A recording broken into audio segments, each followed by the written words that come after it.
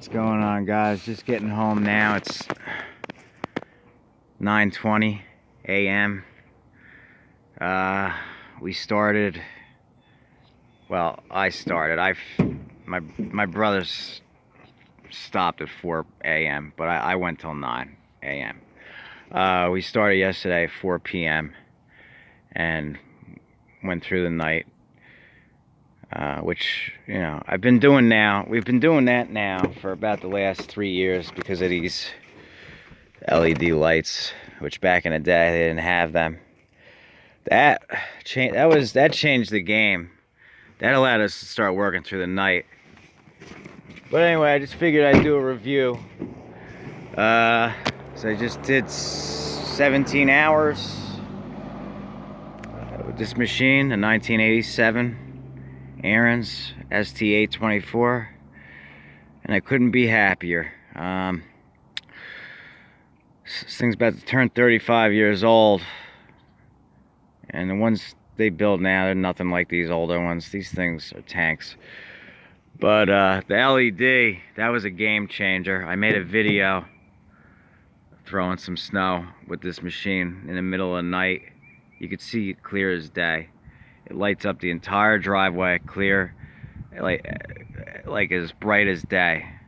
So that's a game changer now. My snapper also has it. So 17 hours, no issue. It didn't burn out. Of course, I made sure when I was running the engine with that light on to keep it at full throttle.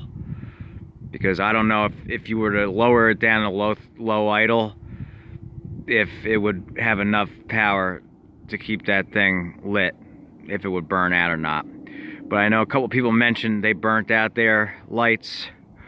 No issue. 17 hours went fine through the night. Didn't burn out. What else? Yeah, I love this machine. It's great. It throws the snow a good 40 feet. And even with that old loud Tecumseh motor, most people don't even know that we're out there 3 a.m., which is amazing, because the Predator 212, that overhead valve engine, they run a lot smoother and a lot quieter. So a lot of our customers will even say, you know, we didn't even know you were out there in the middle of the night.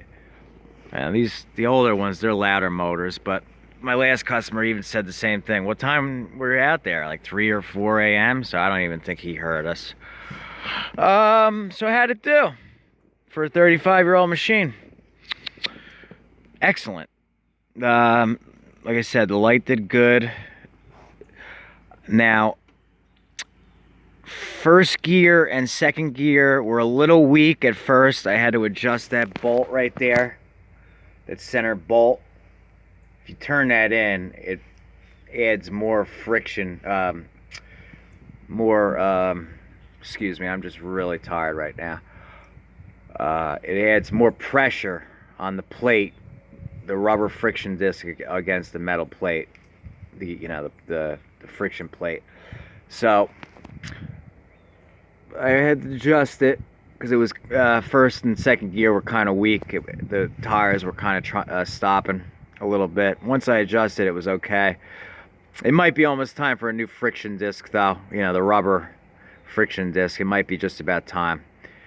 Once you hit third gear, no problem. You know, it takes it hard.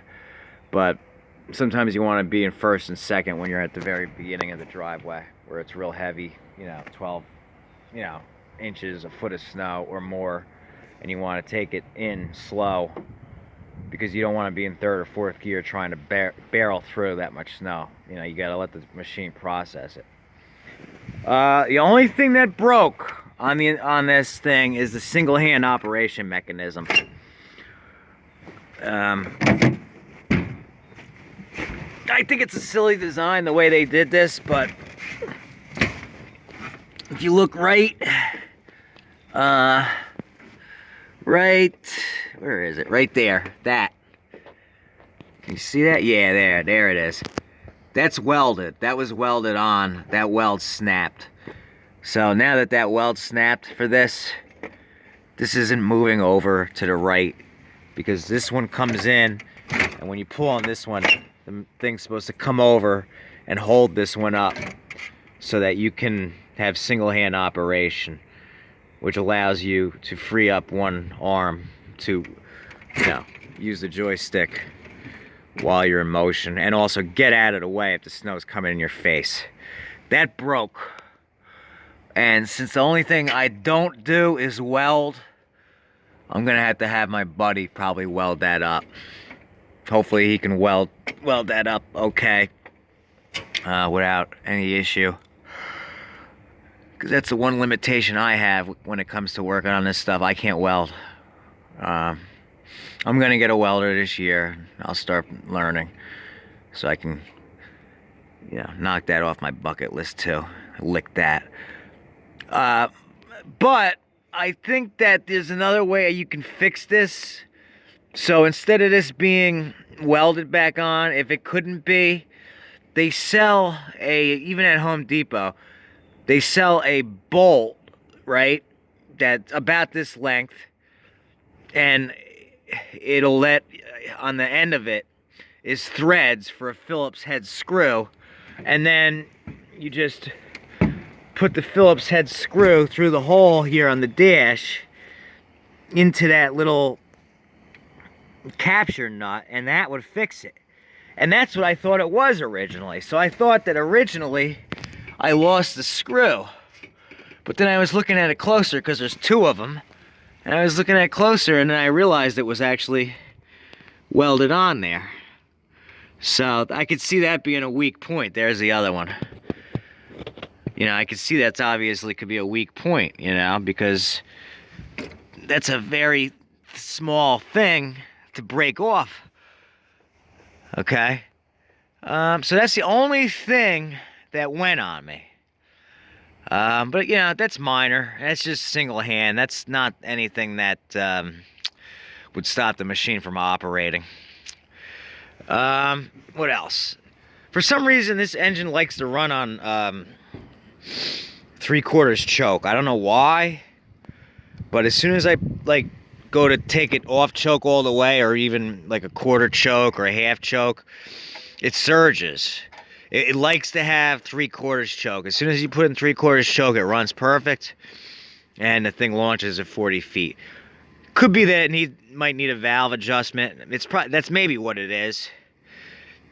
I'm planning on updating this and putting a 10 horsepower motor on here anyway, a 10 horsepower Tecumseh, and place it as 8.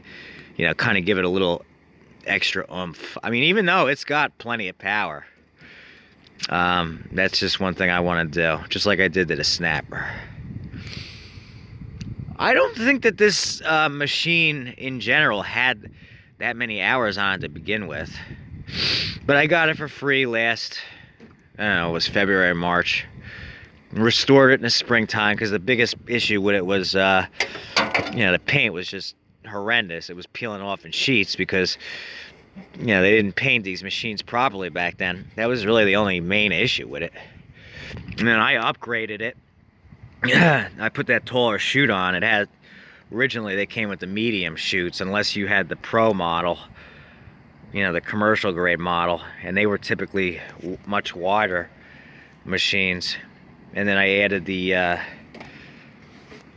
cable, so you can adjust it without having to deal with, you know, loosening a wing nut, moving that with your hand, you know, tightening the thing. You know, it's just all right here. So, you know, this thing has everything. But, yeah, that's the only thing, really. That's the only thing that broke on it, which is minor.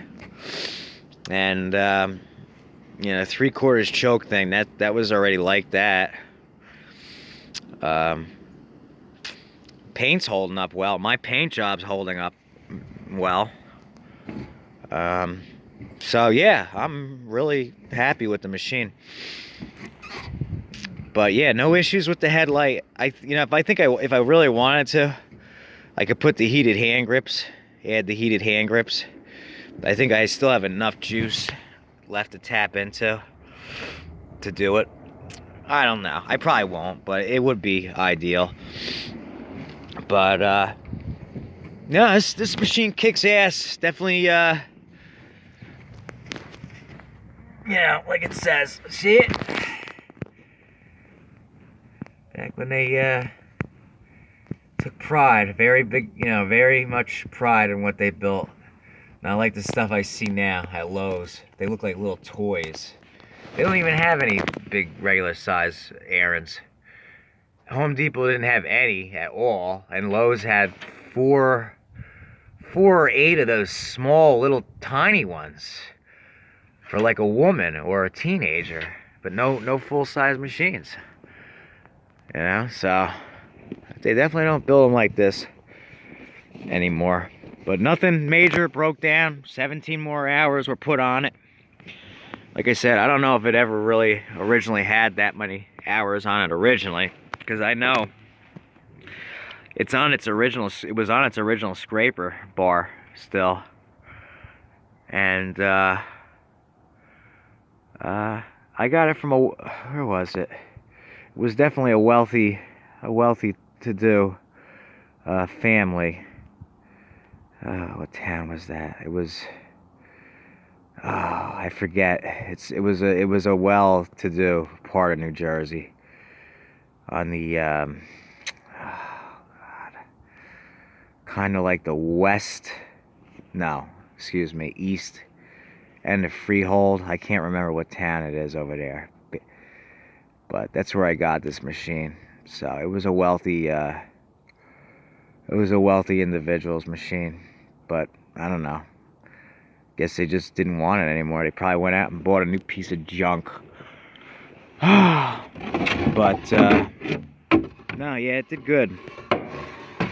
But yeah, Craig Arndt was saying, because he has an 86, it's an identical machine. The only difference, it has the older style turf saver tires, and his has the medium chute. But yeah, the tall chute, aka the Holy Grail chute, definitely a game changer. This thing lobs that snow 40 feet, and it was clearing 7-foot fences. I mean, I was getting right up on them, and it was clearing those fences. And none of my other snowblowers, except the big one, can kind of clear it. But this thing clears the fences. You know, most snowblowers can't do that. So when you get up against those 7-foot tall fences, you know, you're kind of stuck. You got to either throw it to the side, or, you know, you're stuck. This thing gets it over it. So this thing's no joke. So I'm more than happy with it. No major breakdowns to report. As you can see, I was out there all night. It was all froze up, and still it kicked ass. So yep, I just wanted to go over that. So if you guys ever get an opportunity to pick one of these older ones up, I highly recommend it. They're the best. This was the era. This was the best era when it came to these machines. They didn't build them any better, you know, up until about 95. And then they started to cheap out a bit. Once you got into the early 2000s, that was the last of the really good ones. But the ones they build now, forget about. They're nothing like these older ones. I love this thing. I love these older American-made classics. They kick ass. So, 1987. Ariens ST824. Kicked ass out there. One other thing I'll mention is my snapper also has an LED. But yeah, having those LEDs is a game changer now. The big one with the Predator, there's no alternator for light. I think I can get one now. I think they finally sell a flywheel kit, an alternator kit, to add a light if you wanted to. I don't know, we'll see. But 2 out of 3 of them have it now. So yeah, that's what I had to report after 17 hours straight use. Let's say 16. So very happy with the results. So, oh, and these units do have an aluminum gearbox instead of a cast iron one. But if that ever does fail, they sell a cast iron gearbox replacement now for these machines. So if it ever did go on me, that's what I would do. I'd probably just swap it right out for the cast iron one and not even fix the aluminum one again. That's the only sort of weak thing on these ones. I don't know why. The higher end Pro models had the cast iron box, but this is still considered a residential unit, and it's got an aluminum gearbox compared to my 71. That thing has a mammoth cast iron gearbox. That thing will last forever, you know, with actual gear oil inside of it. Now, you know, I think this one just has grease in it, and all the newer ones just have grease. It's not gear oil like back in the day. So, but you know, they don't build anything like they used to. They just don't take pride in anything anymore. So that's why I say, if you can get an older machine in good shape, you're in far better shape to do that than pick up one of them new pieces of crap. So that's my overall opinion.